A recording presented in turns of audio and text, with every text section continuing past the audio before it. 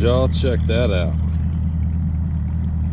Gosh, what a pretty sunrise, man. There's something about a sunrise. I tell you, I think about this a lot. A lot of people don't wake up early enough to see the sunrise. And I think that's sad. I'm not saying I get up every morning and look at it, but I've seen a bunch of them in my life through hunting and fishing, and there's just something about it, man. If you just sit back and you look at it, it's like it's the dawn of a new day, and you never know what it's gonna bring. But we're on the lake today, so it's gonna be a good day. We're gonna try something different. I appreciate you guys tuning in. Let's go catch one. Stay tuned. There's the fish.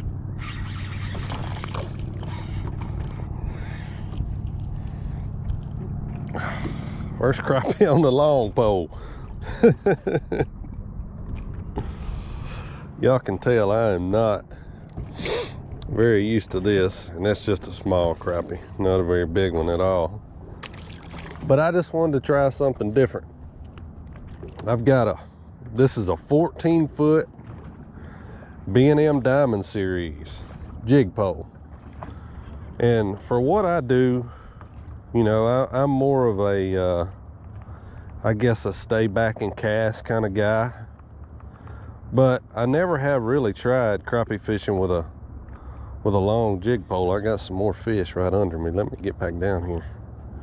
So I had the guys at B&M were nice enough to send me a couple of jig poles. I've got a 14-footer, I got a 16-footer. And like I said, I just wanted to try, you know, something a little different. Try getting right on top of these fish and dropping down on them. And I'll show you guys a little bit more in depth about how I've got my jig set up and stuff. I'm just fishing a stump out here is all I'm fishing. All right, y'all, let's look a little bit more at my setup right here. I've got a 1/32 ounce crappie magnet double cross jig head, a show enough color crappie magnet, and I'm gonna put a slab bite on there. For those of you who don't know what a slab bite is, I'm gonna put one of those on there before I drop down to a fish, just to give it a little more scent. Then up the line, I've got a 1/4 ounce Mustad tungsten. That's just a bass fishing worm weight. I've got one bobber stop above it, and I've got 2 bobber stops below it. That way it kind of holds it in place. I'm using 6-pound Vicious Pro Elite fluorocarbon for my leader, and I've got 7-pound Vicious braid on my main line. I've got about an 8-foot or 10-foot leader on there, tied with a double uni knot. And then, like I said, this is just a little small spinning reel. It's actually a B&M spinning reel, but any kind of reel will work for this because you're not really using the reel that much. I'm just going to strip off some line, and I'm going to control my depth with this big old long pole and with my left hand. So like I said, I'm still getting used to this, so y'all bear with me, but just wanted to try something different this morning. There's one.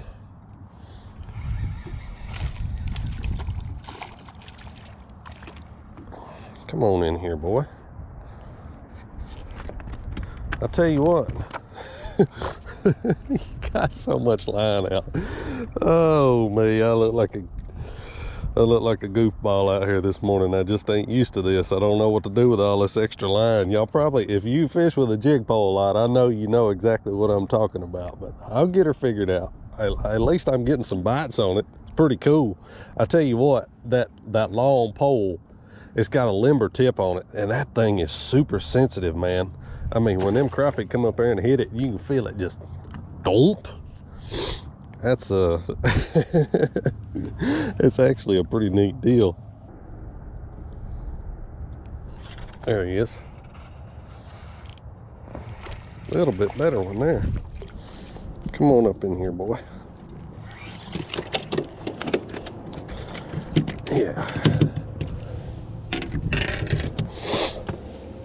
And there would be close to being a keeper. They seem to be biting this morning. Look, that's the 2nd or 3rd one. Now, this is something, I know that's kind of nasty. That fish pooped or whatever, but what that tells me is that those fish are feeding, and they've been feeding. They probably fed some overnight. That's minnows. I can tell that's minnows, and that's what, you know, that's what crappie eat for the most part, is minnows and little bugs and stuff like that. But you know, that tells me that those fish have been eaten. That's important to always, you know, kind of be watching and mindful of stuff like that. Those fish will give you little clues throughout the day for sure, and if you just got your eyes open and you know, you pick up on what they're telling you, you can learn a lot of things. Just looking at, you know, this spot on active target, you wouldn't really think that there was this many crappie here, but it's like when you get that jig down there around that stump. There he is. Oh, he thumped it. Thump. Come up in here, boy. There's a good fish right there now. Let's just set him right down there in the bottom of the boat, and then we can see what we're gonna do with him. That's a good one. Like I said, when you hit one on that big long pole, boy, it feels like a big one, even if it's not. But that's definitely the best fish of the morning so far right there. And there's several fish like this in that brush pile. I can tell there is. That's a good crappie. Ain't nothing wrong with that.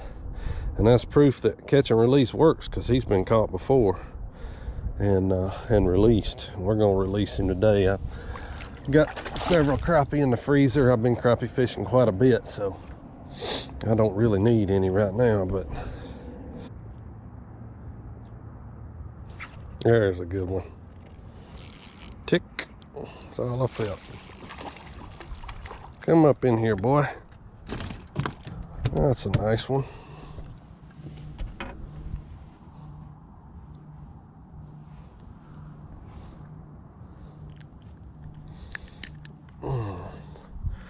Nice little keeper, black crappie. We'll take that. There's a bunch of them in that pile right there. Let's get back down there and see if we can get another one.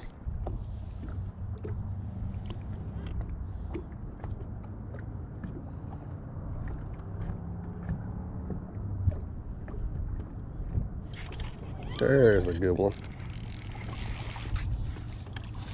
Boy, I dropped it down to him and he just smoked it right off the bat. I mean, he ate it too. Come here, boy.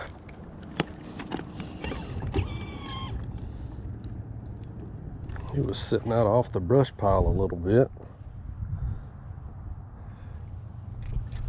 Look at there. Crappie magnet down his throat. Good keeper. It's a pretty one. He's pooping too. All of you single pole experts, I am definitely open to suggestions. If you see something wrong with my setup, I'd love to know. Do you throw braid with a leader? Do you throw straight braid? Do you throw straight fluorocarbon, straight mono?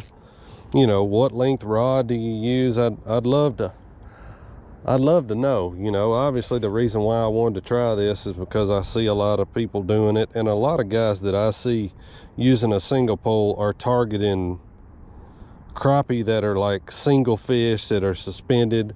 And a lot of the crappie, the reason I cast to a lot of crappie is because most of the ones that I'm fishing for are actually schools of crappie set up on brush piles and stumps and stuff like that. And I still feel like casting to them is the most effective way. Like I said, I just wanted to give this a shot, and I'm glad I did. It's a lot of fun. It's really cool. But yeah, I'm definitely open to suggestions. There's one. That's a decent one. Come here, boy. Pretty fish. I just got right over the top of him, man, and I was just holding that jig right in front of him and letting that little slab bite do the job. It just puts off a little bit more scent down there in the water. Ain't nothing wrong with that. That's a pretty one. Catching them on the long pole. There's another one. Did the same thing. Eased it by that stump, and he came out of there and smoked it. Come over here, boy.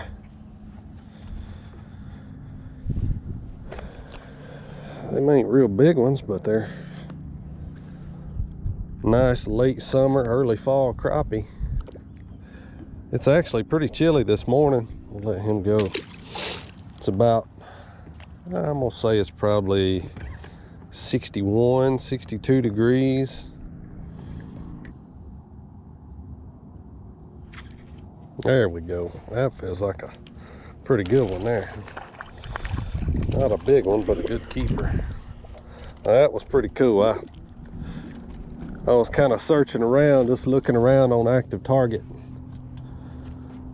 trying to find me another little stump or something to drop on out here, and I saw a single fish. Looked like a crappie just out here, kind of roaming around, and I dropped it on him, and he ate it. Pretty little fish too. Good keeper. I want to give you guys a little tip right here. Obviously, these long poles, the 16-footer I got is a three-piece rod. This 14-footer is a 2-piece rod, so it comes apart right here in the middle. And this is something that I do know. I've been out of my element about all day because I don't know a whole lot about these long rods and single poling and all that. But back in the day, if you followed my career, I used to build my own rods, and this is something that was shown to me by some old guys that have built rods for years and years. So a 2-piece rod, when you put it together, don't just stick those sections on there and just put it straight down on there, because it'll end up coming apart. What you want to do is you want to turn that top section about a quarter of the way around, okay, and you want to stick it on there, and you want to spin it as you go and spin it into place. Now that sucker's locked in, and you want to get it a little bit straighter than that, obviously, but when you stick it down on there and you spin it into place, it creates a bond there, and it won't ever come apart. So just keep that in mind when you're putting these rods together, and you won't ever have an issue with those rods coming apart. Just wanted to throw that little tip in there. All right, guys, that's gonna wrap it up for this little episode. Hey, I hope you enjoyed that. I know I did. Something a little bit different. Like I said, I want to thank my buddy Chris, man, and all those guys over there at B&F for sending me a few you know, those long rods to try out, and I plan on trying it out some more a little later on this fall and winter. It's just something I wanted to play around with. It's something different, and I don't know, I'm really kind of submerged in this crappie fishing right now. I've been watching a lot of videos, playing around with different baits and different techniques. I just want to learn everything there. I just think they're cool fish. I love catching them. There's a lot of them in my area, so just wanted to try something different. You know, I still think the most effective way for the way that I fish most of the time is the shorter spinning rod, staying back off of them and casting to them with one rod, one jig.